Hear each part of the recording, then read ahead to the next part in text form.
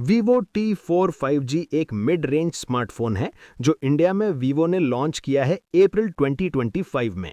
ये phone everyday use के साथ साथ स्ट्रॉन्ग बैटरी और स्मूथ परफॉर्मेंस ऑफर करता है। बैटरी 7300 mAh, बहुत बड़ी battery, long lasting use video WhatsApp calls के लिए। 90 watt flash charge, fast charging, around 33 minutes में 1% से 50% तक चार्ज होता है।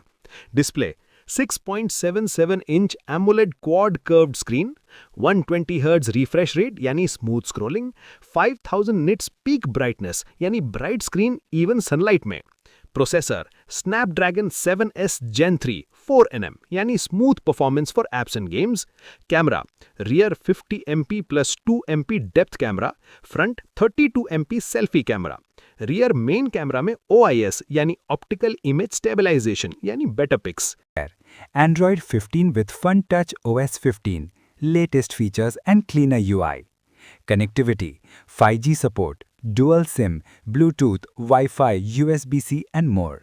Extras, in-display fingerprint sensor, military-grade durability MIL standard 810H और IP65 water and dust